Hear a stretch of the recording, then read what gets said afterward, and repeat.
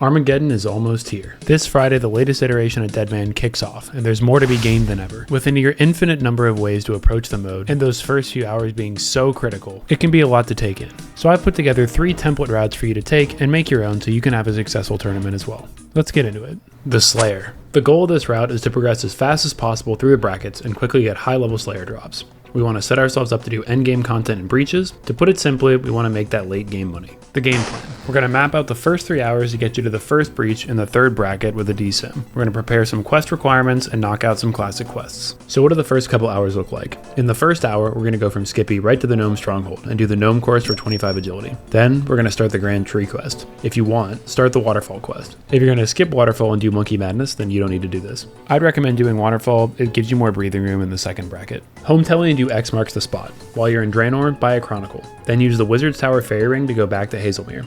Remember, Fairy Rings are unlocked immediately now. From Hazelmere, walk to Tree Gnome Village and do that entire quest. Pick up the Pebble for Waterfall.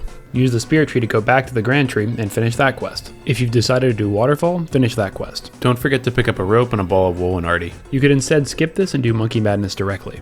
I recommend doing Waterfall and then training your defense to get into bracket 2. Either way, now we need prayer. If you skipped Waterfall, you'll also need to get a gold bar. For now, I would consider either getting big bones from things like Hill Giants or Fire Giants, killing dragons yourself, and using the Varrock Museum lamps to give yourself an extra 20k. Use all your bones on the Chaos Altar, but remember the NPC there can't unnote them in Deadman. In any case, you should be able to finish Waterfall, Tree Gnome Village, and Grand Tree all within the first hour with 10 to 20 minutes to spare. That should give you enough time to also finish up your prayer and defense without ever losing protection. Once you have 43 prayer, it is now time to do Monkey Madness. With Infinite Run, this quest is easily completable within the hour. Try to pick up a couple Law Runes or the Sigil of Mobility. Once you finish this quest and collect the XP, you will immediately be thrown into bracket 3, whether you were only in bracket 1 already or bracket 2. If you have time remaining in bracket 2, you can use it to complete some other quests like Witch's House. Normally, Witch's House is very packed off the start, but if you push it to bracket 2, you might be there without anyone else doing it. Now that you've completed Monkey Madness, the thing you need to do is make enough money for a dragon skin. I'll be covering some early game moneymakers in a later section. You can do fishing, cooking, agility pyramid, dragons, and if you get any supply drops along the way, you might just rocket yourself into having enough money to do what you want. It's a little tough to be too prescriptive at this point because RNG is going to play a major factor. The most consistent way is definitely to do agility pyramids, as in 3 to 4 laps you're going to have enough money to buy a dragon skin straight up. If you're out of protection and are worried about dying, you can claim the XP now and make money in the next bracket, or make money in this bracket and then claim the XP to make use of the protection in another way. Running on the assumption you now have a dragon scimitar, you should definitely do a lap of barrows. Worst case scenario, you get your 200k prayer XP and you could snag a drop. A lot of people at this point go right for the Dragon Defender. Remember, there is an 8 times drop rate now, but the Warrior Guild is safe, so you can use your protection for other things as well. I suggest doing something like Slayer, especially Wilderness Slayer, that's going to be harder to complete once you don't have protection. Then you can always go back to the Warrior Guild when you have protection, get your Defender quickly, and move on. A couple other quests worth doing in this bracket could be Haunted Mine for that Salve Amulet. Olaf's quest gives you a lot of defense and is something that's kind of slept on for just some quick woodcutting and fire making requirements. You could spend 100k to enter the Rev Cave and do that, or take 150k up to the Wilderness course and do some laps while you still have protection. Do whatever you can do in that 3rd hour to make yourself stronger and ready for the breach. If they follow the schedule that they did last time, right at the end of the 3rd hour, the beginning of the 4th hour should be the very first breach. Melee is generally not advised. You have things like Kriara and Krill that are probably just going to kill you straight up. It's usually better to range or mage. Remember, if you have protection, you can't go to the multi-breach and actually attack the monsters. I would recommend just bringing your best runes, trying to do some damage. Hopefully you get an MVP and you can secure some tier 5s even if you don't. Getting lucky at these breaches can really propel your account forward, and even if you just get a couple tier 5s will set you up for some nice potions and supplies to train Slayer. After that, it's really up to you, but I'd consider doing a couple things. Get your hands on some nature runes and fire runes so you can passively alch and gain magic XP while you're training Slayer or doing any other activity like questing. I'd check out Perilous Moons to go down the Slayer route. It gives a ton of Slayer XP. From here on out, you should be able to be self-sufficient for money by doing Slayer. Continue going to breaches to get emblems for supplies and a chance at some really big drops. The quests you choose are really up to you as you move into bracket 2 and bracket 3. Most people in bracket 2 take the elf storyline for access to the crystal shield or crystal bow.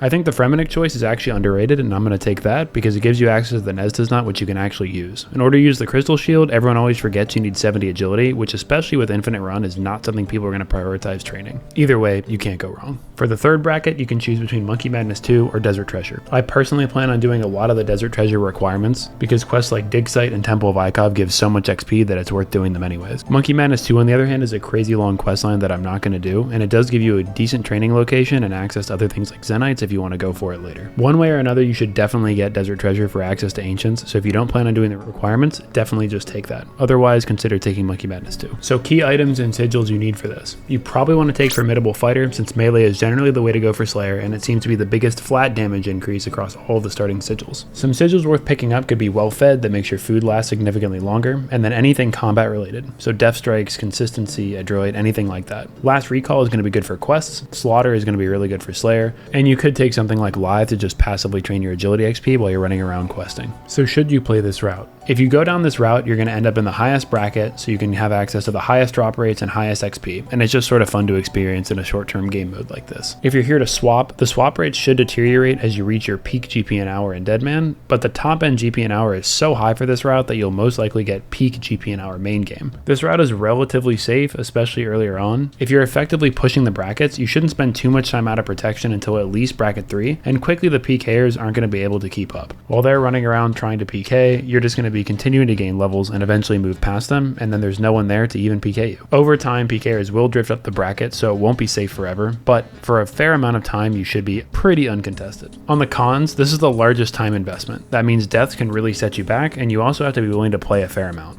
It is boosted XP, but even with 10 times, grinding something like 85, 93 Slayer is going to take a long time. Another con is some people hate doing quests, and this route has a fair amount of questing. So if you love quests, I guess it could be a pro. The 1 hour speed run. This route will be good if you have a life and have something better to do than play Deadman all weekend. Perfect for if you just want to swap off gold after the first hour, or do something simple on an ult to give your main some cash before moving on to the later brackets. First is the Pyramid. I made a video on this already and I'll leave it in the description below. But in short, we'll rust Tourist Trap and do the Agility Pyramid, as well as using the Varrock lamps on agility. With the new Infinite run, this will likely bring you even more GP within that first hour, probably 200k plus, depending on some RNG and any mistakes you make. Sigil wise, I would just take Menacing Mage, since it'll make killing the Mercenary just a little bit easier. If you get your hands on the Sigil of Resilience, it'd be great to run the Pyramid with, and you won't even need water skins, but you really don't need anything else to do this build. If you want to continue down this path, you could also move on to the Wilderness Agility course once you have 150k from the Pyramid. The problem with this is it's all about having a big streak on that course, and I would bet anything there will be PKers here. Even if you survive continuously, you're going to be logging out and hopping a lot, and it's really going to hurt the GP an hour. Our second method for an hour is just Dragon Bones. The range or the Mage Relic is fine. Either way, start in Varrock and grab the 2 lamps. Spend your 5k either on a Bone Crossbow and bolts or water strikes depending on your relic. Train your range to 20 with rats in the sewer, zombies at the Graveyard of Shadows, whatever, and then use your lamps to get to 36. For Mage, just train Water Strike on the way there. Safe spot dragons north of the Graveyard of Shadows and collect your double bones. There are many spots to kill dragons, and I would expect them to be relatively packed. Consider green dragons in all 3 wild locations, green dragons in the Slayer Cave,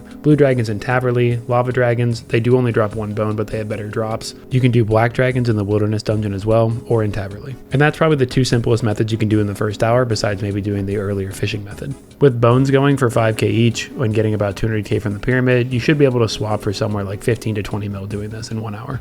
Number 2, the Skiller. The goal for this build is to make a lot of early tournament money through supplies and sigil drops. Things like salmon are going for 500 GP each in the first couple of hours. Mining, woodcutting, hunter, and fishing are now all viable for getting sigils. Mining and woodcutting are going to scale good into the late game for rune and planks.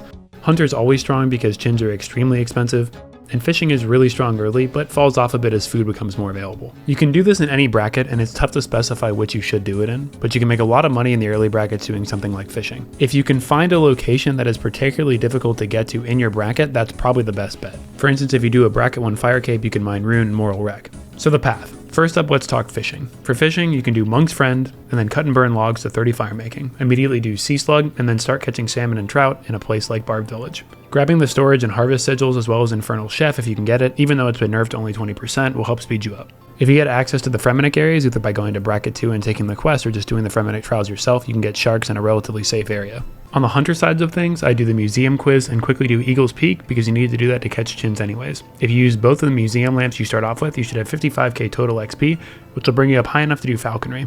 You can do falconry up to 53 for chins, and then either stay in Piscatoris or go to Karen for likely less traffic until 63. You can sell your chins whenever you have enough that you want to get rid of, and pretty soon once you're out of protection, I'd recommend doing a method where you don't really care if you die. Essentially, catch about 100 chins, go and sell them on the GE, buy a couple skims or whatever you need to do to put in your deposit box, and then go back. The Sigil of the Hunter is going to be a huge asset here, giving you triple chins. If you go absolutely crazy, you can get the Western Province's Hard Diary done to get an area that almost no one is going to have access to. You can also look into doing Song of the Elves if you're up for it, because that has red chins as well. People are 100% going to be PKing at the black chins or the common red chin areas and felled up hills. I'd really only recommend Hunter if you plan on getting PK'd or you're okay with dealing with PKers. On the mining side, the absolutely broken thing from Apocalypse. You can start this off by getting 10 agility, herblore, and 25 thieving. You can thieve men in the area, get 10 agility at the Draenor course, and finally do X marks the spot for your 10 herblore. Once you've got these skills, you can go to the dig site quest, which gives you 54 mining right away. I'd recommend power mining until you get up to the level for adamant. Once you're there, there's tons of remote locations, so try to get your hands on the storage sigil and enhanced harvest, and go mine yourself plenty of adamant, rune, or mithril if you need to. Infernal Smith is going to be extremely strong, but it has been nerfed to only 20%. This season, Blast Furnace is open and will be run by the dwarves, so you're able to get that done yourself. One other great thing about mining is if you're 3-ticking, you don't need to worry about your pickaxe at all. Next up, we have the Rune Crafter. Runes are critical in the beginning of Deadman. Everyone wants to be teleporting around the game, doing more magic damage, or just efficient alching.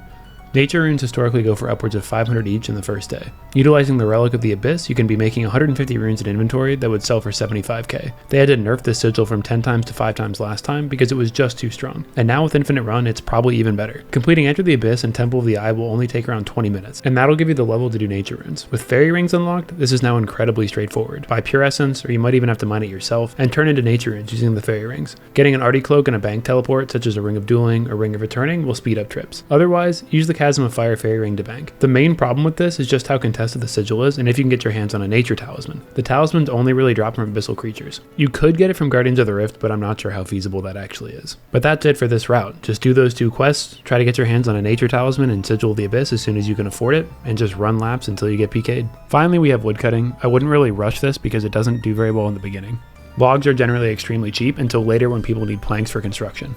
One of the main benefits is that there are trees all over the place, and you can definitely find a remote location where no one's going to look to get some logs. If you're able to get your hands on the woodcraft sigil later when the 3rd tier sigils are around, you can definitely make a lot of money cutting oaks, teaks, and mahoganies for planks. Forager, advanced harvest, storage, and remote storage are going to be great for making some additional money from the logs, but for the most part, logs are going to be really cheap, and you're probably just doing this to either make planks or farm sigils. That's pretty much all there is for skilling. If you don't want to do a PvP based approach or you don't feel like doing PvM, it can be a pretty chill way to not see anybody and make a lot of money. So that's 3 ways to approach this mode. It all boils down to how much time you're able to commit and what you think will be fun. Whether you're here to swap or try and win the whole thing, hopefully this helped you pick a path and how to approach the mode. See you out there in a few days.